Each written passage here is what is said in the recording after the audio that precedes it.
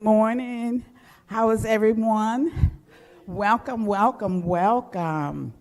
Oh, guys, you look wonderful this morning. I mean, guys, we are a packed house this morning. We've got a special guest. I'll let you guys know about him shortly here. But I do want to welcome everyone here. Also, our guests that's on social media, out in cyberland. We absolutely love you guys, and we really appreciate each and every one of you. So today, our special guest is none other than Dr. Bob Deen. Yay! So he has come back, and of course, this is your home, Dr. Bob. So we love you here, and we always are glad to see you here. So come often. So I also want to just say congratulations to our leadership team, because they have done such an outstanding job, guys, in keeping us going. Our doors are still open.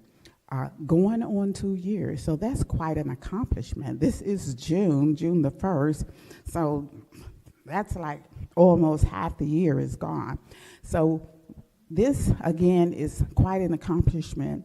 And of course, our members, you are the reason why we are here. You are the reason why we continue to grow. We continue to do this, and of course, continue to let the leadership team know what it is you're looking for, what it is that you want. And of course, the search for a spiritual leader continues. We are in communication with home office as well. So they are guiding that process. And of course, our board president, Vance, has done an outstanding job as well. So you see any of our leadership team, just say thank you, because again, we really would not be able to do this without the contribution and support of each and every one of you. I would like to do our declaration of principle at this time. A few of the declaration of principles we live by. I believe in one God, one absolute power, and first cause to all things. I believe that this power is perfect love, and it creates out of a desire to express love. I believe all thought is creative, and how I choose to think creates my personal experience. I believe in the unity of all life, and the immortality of the individual soul forever unfolding. I believe in the eternal goodness, the eternal loving kindness, and the eternal givingness of God to all. And so it is. So grateful, hey.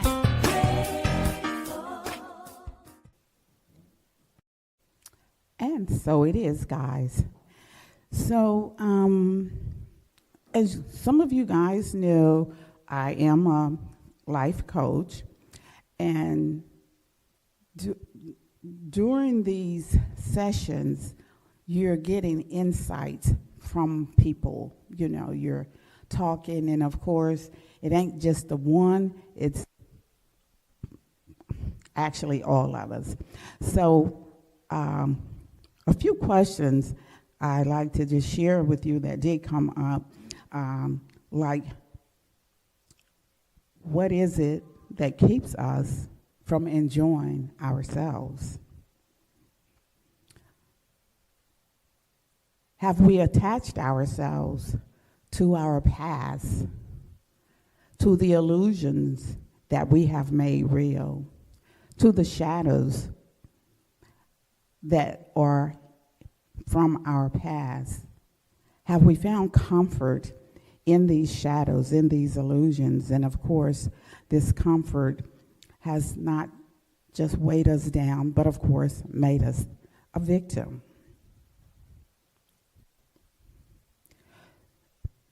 Oftentimes, people talk about addictions, but one of the addictions people don't talk about is the addiction to control.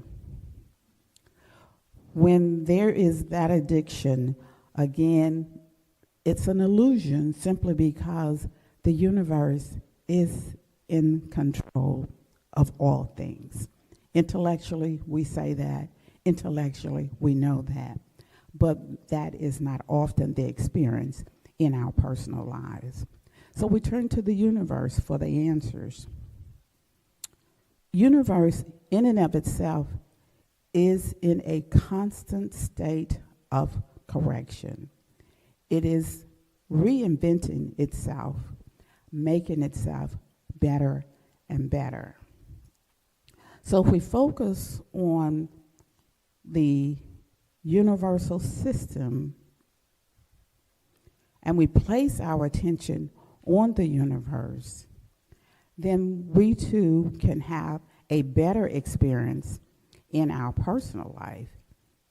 And as we know, we experience what we focus our attention on.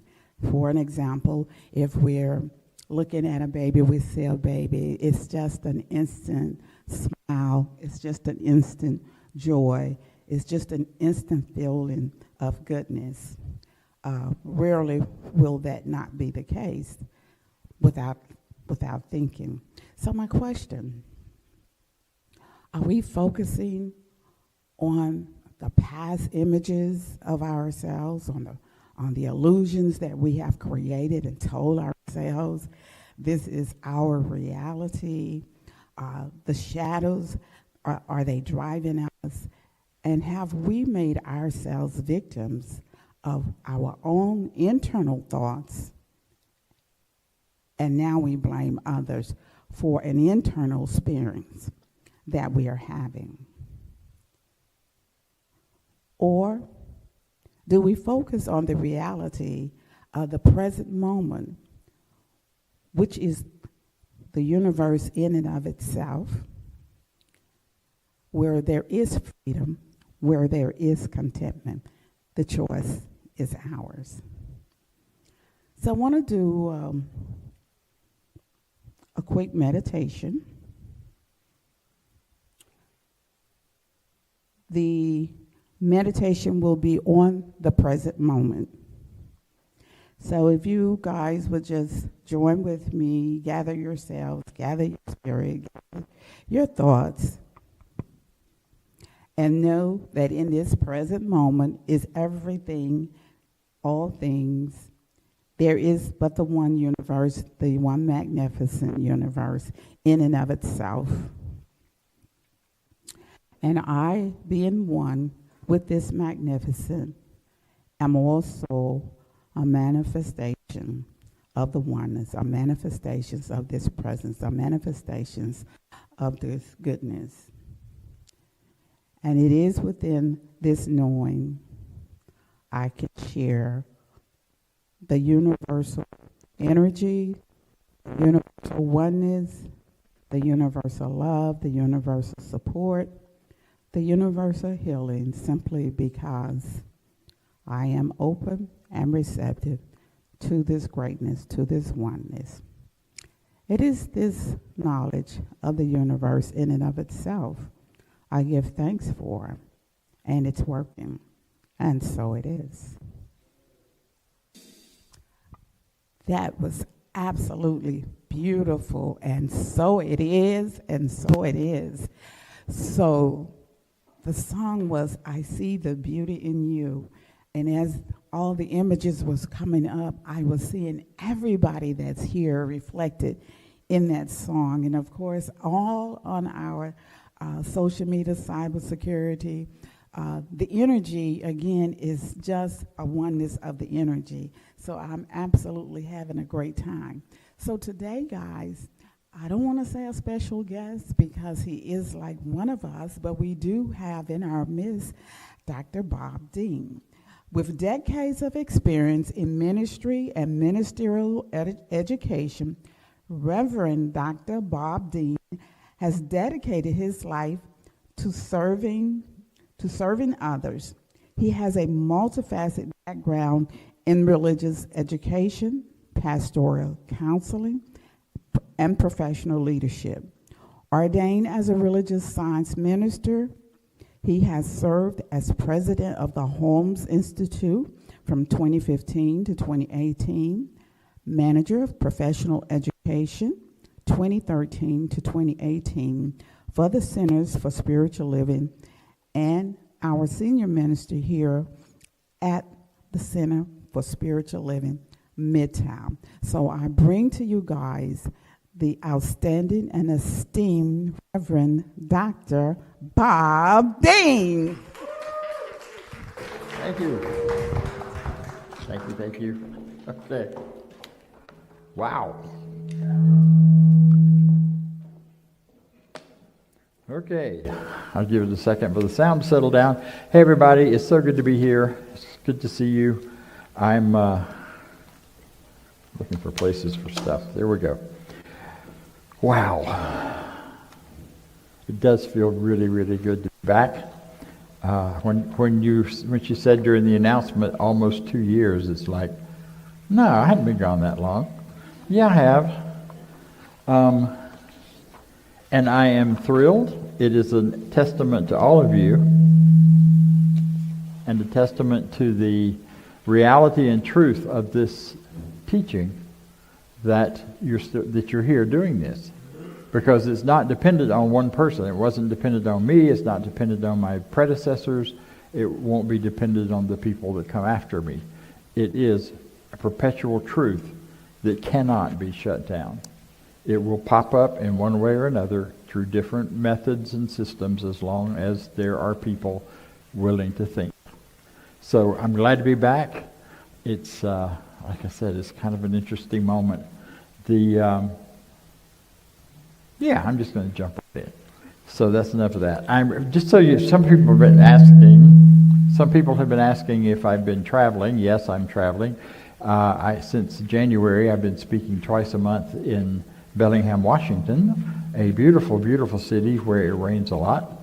And they always want me to tell that it rains a lot because they don't want too many people moving there. So it rains a lot. I won't tell you how nice it is in between. I'm out there on a temporary position as their interim, and that will be ending up at the end of July. So I'll be around a little more in Atlanta after that for a while until we see what the next interim shows up as. I am now, believe this or not, there's a new certification in Centers for Spiritual Living. We have a certified interim ministers. So I am now certified. People have said for years, I am certifiable. Now I really am. So there you go. All right. The talk today is in living color. Ta-da! I put on a pink shirt with this to start with, and I decided that was over the top, maybe too much. So I went back to basic black because, that's the absence of color, so you can make it up and just kind of pretend what's in there in between. I don't know how well this shows up on TV or on YouTube and those kind of things, but bring your color up because this thing is pretty spectacular. It's got all the colors that you can think of, pinks and purples and turquoise, and a little gold smattered in there, and we'll get back to that later. So Ernest Holmes says in the Science of Mind textbook, it should be considered right to live and enjoy living, to be well, happy, and to express freedom.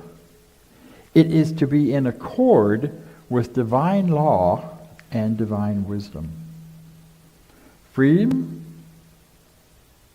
happiness, and wellness. It's to be expected. How cool is that? I like that statement. I didn't think it applied to me for a long time, growing up. I didn't think the freedom part did. I certainly wasn't sure about the happiness part, but I figured if I chased God long enough, eventually I would get the blessing and figure it all out. Well, I finally did when I landed in this teaching and discovered that I'd had it all along already. So it was just a matter of opening up and becoming aware. We live in a world now where a lot of that freedom is being denied people. There are a lot of folks on the fringe. That's not new. That's been going on since time began, since human beings have been here. I remember the first time I felt like an absolute free citizen of the United States. It was 1987. I and 500,000 of my best friends were marching down Pennsylvania Avenue in Washington, D.C. for gay rights. And when we came around the corner, and I could see all the way down to the Capitol, I still get there. I remember that moment where I went, oh my God, I'm a part of this. I always cried when I heard the Star Spangled Banner or when I heard any of the patriotic stuff, and I didn't realize until that moment I was crying because I wasn't part of it. I'd been told so long who I am, how I love, what I love stops me. So starting in that moment, I knew I belonged. And now it's just been a matter of getting the rest of the world to figure that out. And that's where we are right now. And I think in our culture, we all belong. It's a great story about that. Yeah, I've told it before. You've heard it. So bear with me while you hear it again. Those who haven't, you're in for a new story. I first read it in Chicken Soup for the Soul, which doesn't often get credit anymore, but so many of the stories floating around our teaching and around all of the spiritual movement in this country come from those books. And this one was about a time in China when they were about to build a new highway through a section of the city, and they needed to move, and it needed to go through one side of a large Buddhist enclave. And so to do that, they had to move the main Buddha, the big clay Buddha that was sitting under a shelter out for people to come and experience and do all of the things that they do there. So they figured out they could pick the whole thing up and move it out of the way, set it back down, and eventually it would be back under a shelter and would be okay. So they did that.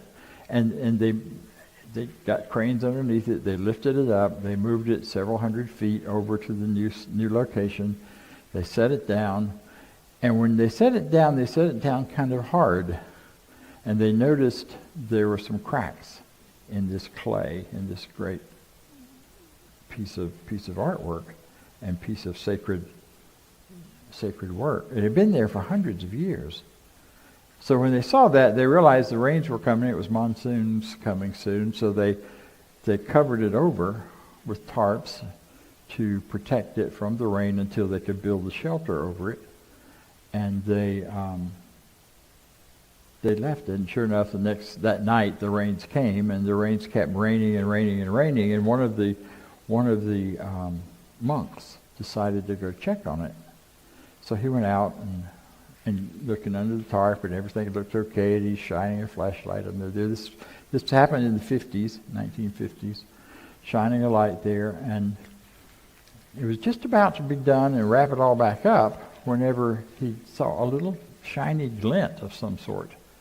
And so the light flashed back, and so he went and started looking more carefully and looking more closely and realized that where the crack was, there was something shiny behind that. And so he wrapped it up, excitedly went to sleep, came back in the daytime, still raining, but he came out there with a tool and began to kind of push through and chip away and try to see what is this underneath. And the more he chipped away, the more he exposed this amazing gold. And with time, they chipped enough away to realize the entire Buddha was solid gold. And it had been covered over several hundred years before when a marauding group was coming through to overtake. I don't know if you know that about Buddhism, but there was a time when different Buddhist sects were all fighting each other and trying to take control of China. And so they, in order to protect their sacred objects and their valuable objects, they covered them over with plaster and clay in order for them to still look like a Buddha but not look like anything of value. And as they chipped away, they discovered this very large solid gold Buddha underneath. And that's how we are. That story's always been told in terms of what's happening inside of us. You are the golden Buddha. You are the gold within. There's within each of us this core, this center, that's solid gold. that is of such great value and beauty, that shines brightly when we allow it, that is there always and all the time. No matter how much you hurt, no matter how much you've been through, no matter what kind of history you may have for this moment, you have the solid gold within you, that divine being that you are. We say that in this teaching all the time. We are expressions, individual expressions of the divine. And we are. And that's where it shows up. It shows up within us. So that story is always so meaningful to me. We look so much at the gold and the idea of our value and the idea of how good we are, and we can forget about the clay. But I don't know about you. I live in the clay more than I live in the gold. Now maybe you live in the life of gold. Good for you. I heard a story or two as I got here today from you that some of you have been experiencing some real shiny gold lately. Awesome. Go for it. But then there's those of us who live much more in the gold, in the clay, where life is tough, where we're balancing things and trying to figure out how to manage this new world of, you know, the whole world changed when AI started. We're in a brand new world. We're in a brand new world with crypto came online, and people had a whole another foundational way of sharing prosperity across many different lines. I mean, there's so many things. I don't need to tell you that. You know how much has changed. You know, I watch old movies a lot, and my mother used to do this, and I used to get so angry with her. Why are you always watching these old stupid movies? Well, I understand it now, because it's a part of her wanting to reach back and remember simpler times that I had learned to adjust to then, and found myself living pretty well and pretty successfully. And now all this stuff is changing about every 2 weeks, and I need a whole new adjustment period. But I don't get to do that, even though I got more stuff inside of me now to adjust because I've been alive longer. So I got more memories to figure out, and more of that to put into the right categories and get everything lined up so I know how to live in the next moment. I love that about living in this moment. But you still got to deal with all that. So it's a real interesting challenge that the clay is what gets us sometimes. You know, this is the month where we celebrate freedom of marginalized people. And we really stand for our people. This is, you saw the rainbow flags, and you saw the whole things about the LGBTQ. Well, you know, there's a lot more letters behind that. It's two-spirit, lesbian, gay, bisexual, transgender, queer, or questioning, intersex, and asexual. I can't say that without reading it. It's a lot. The two-spirit people from the native cultures. You know, and we have two parts to this thing. We've got the sexual preferences, and then we have the gender experience. So you've got sexual and gender, and they aren't necessarily the same thing. They don't correlate. So for those of us who grew up in the 50s, where it was really simple, you're a boy or you're a girl, and if you're a girl, you like boys, if you're a boy, you like girls, and everything else is wrong. It's a whole new world, folks. You know that. So this month, what we're doing is celebrating all of those variables. Hence, living color. Hence, the various colors of people.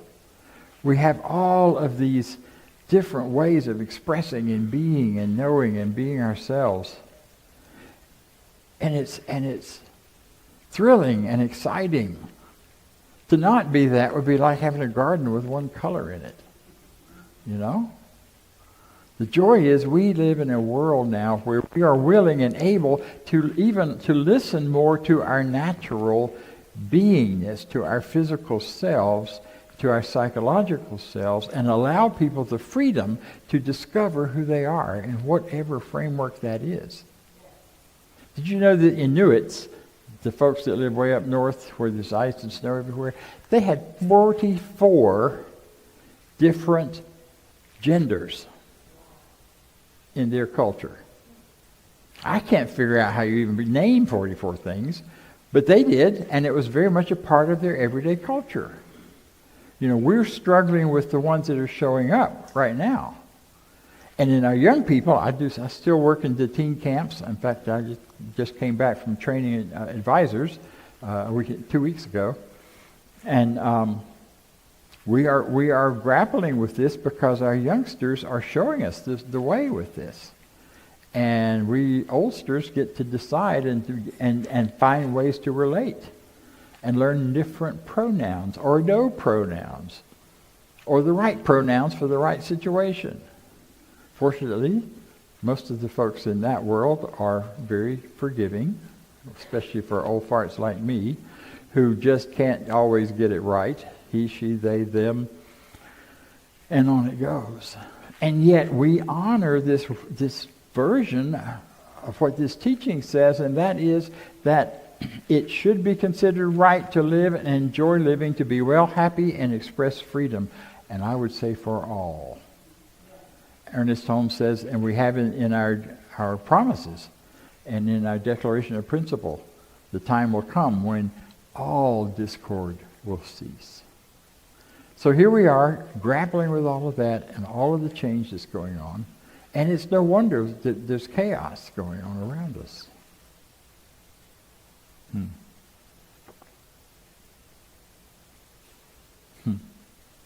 I'm chuckling at myself because I did the punchline too soon. Because what I really wanted to get across and to say, and I guess I'm doing it the right way instead of backwards, is that, you know, the real power of that story of the Golden Buddha is the goal. That's important, but the greater power is recognizing and understanding the colors of life that are made up of that clay. We all have lots of covers and colors, and we have lots of clay, and we have this body, which, you know, in the Old Testament, one of the translations of all that is that we're made of clay. God spit in the clay, and here we are. Did you know you were God spit? That's what it says. So you know, but that's not a bad metaphor when you think about how varied and various we are. Another beautiful thing that's come out in the last few years is that, you know, this old idea of survival of the fittest, and that nature moves forward by contrast and struggle, and whatever part seems to be the strongest moves forward. But that's now been proven not to be true. Biologists are telling us that we develop and grow not from survival of the fittest, but from cooperation. The cooperation is the real underlying thing that underpins all evolution and all development. And we have been moving from simple to complex for a long, long time, and that's going to keep happening. And what's so cool is we have saved as human beings. We only, they say we only use a small percentage of our brains. Well, the rest is left for as things get more complicated, we can learn how to use it. I watch my granddaughter with her phone and the TV and talking on the phone and being able to do all of that at once. I can't. My eyes roll back in my head and I fall over. It's just way too much. But our younger generation are learning to manage and cope with all of these various variables that are coming at them, and their brains are developing right along with it. Now, yes, some of that can be harmful, but the beauty of it is they're finding their way through it, and they're finding ways to cope. I'm in a program now where I'm online and on phone calls with people from all over the world, from almost every country and the only culture or country not represented is China, but we have people from all of the other Southeast Asian countries, Hong Kong. We have Chinese people, they just don't live in China. We have people there from Saudi Arabia and all of the Arab countries. In one Zoom call where we were offering support and solutions to one another, we had a guy from Israel, a Jewish man, and a younger Arab man living in Jordan, who at the time he was on the Zoom call with us, the neighborhood was being bombed and bombarded, and they were helping each other figure out how to get through it. See, all this political stuff going on is not going to stop human beings from doing what we are as human beings, and that is connecting and supporting and being here for each other. Recognizing that all of our colors are necessary and important and a part of the whole tapestry, not one over the other. And the power and beauty of that to me is just getting to witness these little pockets where that's happening. And you know where it's happening? One of the places it's happening, a lot of places.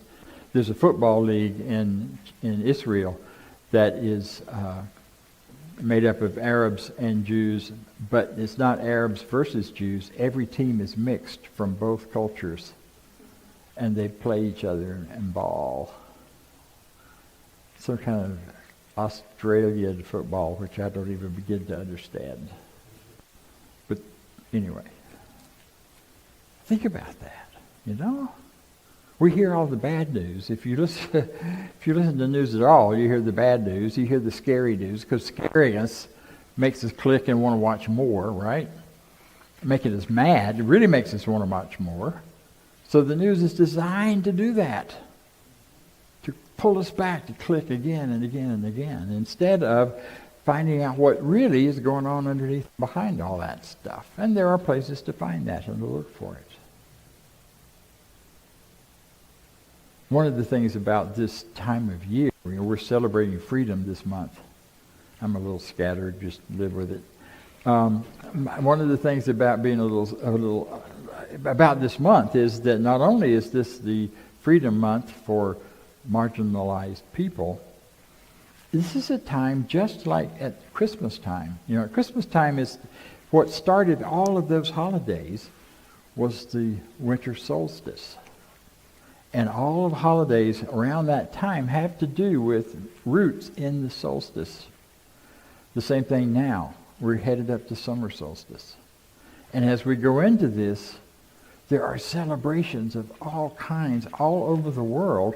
People celebrating being alive, celebrating their spiritual connections to whatever they believe those to be. So we have Pride Month. We have Shavuot in Judaism. And if I'm pronouncing all this stuff wrong, don't, hold it against me if you want to. Eid al-Adha, which is Islam. There's an Islamic celebration going on next week. Pentecost with Christianity, which is also next week. Father's Day, I like that one. Presents, yeah. Juneteenth, really important day to remember and celebrate. Our people of color. Summer solstice, which started all this, and another series of Islamic holiday coming up, Al-Hajj, Al-Hira, I think is the right, but I don't know how to pronounce it. If you want to know about it, I'll give you the sheet and you can read them. I'm saying all that simply to let you know that these days, the whole world and various religious groups are celebrating various versions of spiritual life. So the whole consciousness of the planet right now is about caught up in this time. For many Christians, Pentecost is one of the most important holidays. You know, that is when the Spirit came upon us. And we all knew who we were in a way we had never known before. I personally prefer summer solstice, but hey, everybody to their own thing. In this scatteredness, I have one more little story, which I love. This is something new I just discovered. So this is my salute to drag queens today, okay? It's the best. I started to do the whole thing, and then I decided that was a little over the top, so I didn't do it. I've only done it once in my life, and I scared people. So, but do you know who the first drag queen was? You know where that whole thing comes from? How about 1866? Yeah.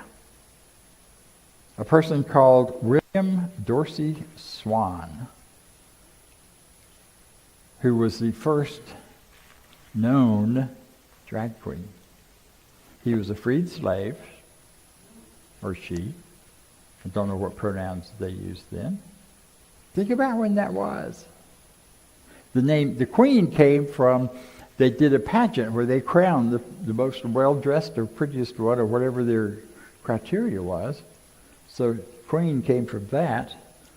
And they were meeting in an area in Washington, D.C., interestingly, called the Grand Rag, which was a bar. And it was said that people always, anyone who came to the Grand Rag had to wear Grand Rag. So they came in dressed in all sorts of colorful clothes, women's clothes or robes and things that weren't even related to females. And they were often raided, they were often stopped, but they continued. And so drag means grand rag. If you say it fast enough, grand drag, it evolved over 200 years. So none of these peripheral groups are new. And that's my point. Human beings have been in altered and altered ways of being together, unique and different, as long as we've been human. Going back to some of the earliest records of indigenous peoples in various parts of the world. So it is right and good, I think, we honor all people at this time, regardless of color, regardless of any of the things that we want to use to put names on the clay, as we recognize that no matter who we are, whatever clay we're made of, just like this jacket, there's gold going to be shining through anywhere and everywhere all the time. Because you are wonderful, and that is how it is, and so it is. Thank you.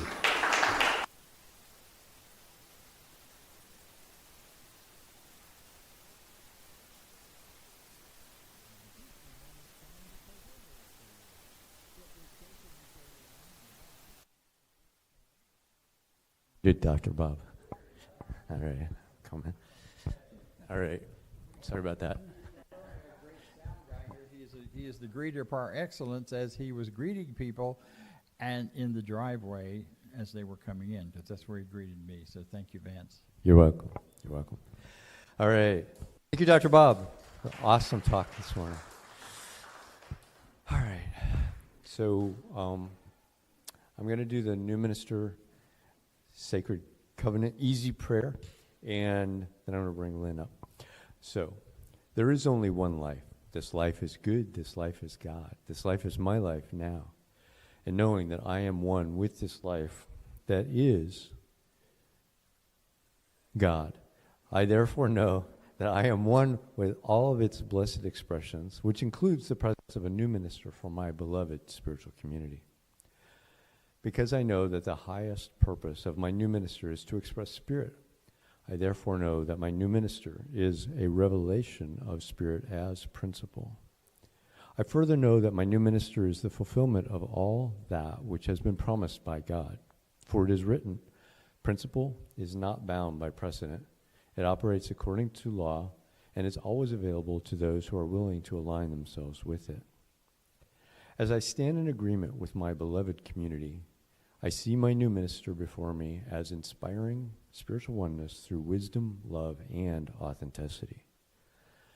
I now intend to experience my new minister in full cooperation and agreement with my community, knowing this truth about myself. For I am inspired to live as love, in the expression of principle.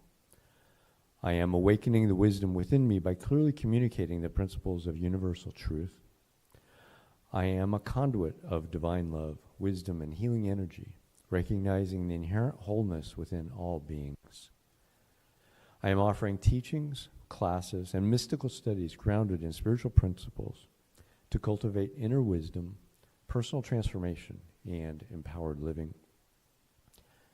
I am extending the love, compassion, and transformative power of Spirit into the wider community, fostering connections that heal, uplift, and support individuals in their unique journeys.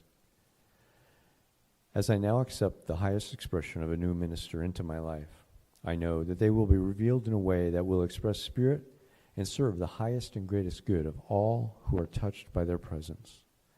I am grateful, God is gracious, and so it is. I'm going to bring Lynn, who has some words about prosperity and consciousness around prosperity. She's back. I believe all thought is creative, and how I choose to think creates my personal experience. Treat with your feet. Our goal is to become a vibrant spiritual community led by a minister who walks the talk. In order to achieve that goal, we're asking you to do all of the above. First, affirm the goal, and second, do what it takes to achieve the goal. What does that mean? It means we're making modest gains in our bank account, but we don't have enough money to pay for a new minister, not anytime soon. If you're a sustaining member, can you give some more? If you're a Give as a Go contributor, can you become a sustaining member? Every donation counts, and it's important for us to be able to count on your donation. That's how we will make progress as a community. So we're asking you to show up. If you're online on Sundays, try watching the service on Zoom. Stay for the conversation. The thoughts that are shared by those who participate in that conversation really make the thoughts that were shared by our speaker come alive. It'll really hit home. If you're in the Atlanta area, please come to join us in person. We're actually kind of fun. You'll make new friends. You'll make better friends of the old friends that you already have. And we'll have a better chance of success as a community. As a community, we can make this happen if each of us does our part. If we give what we can and we show up, then all we have to do is to raise some extra money. So the board has been talking about ways that we can make some extra money. We've looked around the room and decided that probably a 10K or a car wash is not in our future. So we've decided that a series of classes and workshops is a way that we can spread the word and also make a little money on the side. And in a more unique opportunity that is going to take some work on all our parts, we're going to have an online auction where you can auction off a service, you can auction off something that you have. We're going to ask you to be creative in doing that. And we're going to do both of these opportunities online so that everyone, whether you're in Florida or Pennsylvania or here in Atlanta, can participate. We need your thoughts. So if you have some ideas on this, you can talk to me about it over lunch today if you're here in person. And otherwise, you can email me. My email address is easy. It's my name. It's Lynn with an E, lynn@lynnbryce.com. And we'll talk about it soon. Thank you, Lynn. All right. So, as she said, let's do our affirmation of prosperity. I live in a universe of abundance. As I freely and joyfully give, I join in the divine flow, and all that I share with life returns to me, multiplied abundantly, and so it is. So, cslmidtown.org/donate, or the QR code will take you to the donation site to set up either a one-time gift or an ongoing gift. So next week we have Reverend Dr. Harry Morgan Moses is our speaker next week. We had a special song with that I heard about that I need to get copyrights for, but I think we're good with that. And if you, for all the other Sundays, we meet here the first Sunday of the month in person. All the rest of the Sundays we are virtual. And with that, at 10 a.m. before the service, there's a study group led by our practitioners that they are going through that thick textbook, The Science of Mind. So you don't have to read it. but it's good if you do to follow along. But so we got that. If you would say our affirmation of life with me. I leave this place now knowing something better than I knew before. I go forth into the world with a heart full of love and a mind full of good sense. I look at the world in a greater way, knowing that I have within me everything I need to create the life I desire. I give thanks for this understanding, and I am grateful for the spirit of life that lives through me. And so it is. And there's a few of you online. Thanks for showing up, being there. And we're going to not have a discussion with that. We're going to just break down and go eat. So go have brunch, enjoy that, and we will see you next week.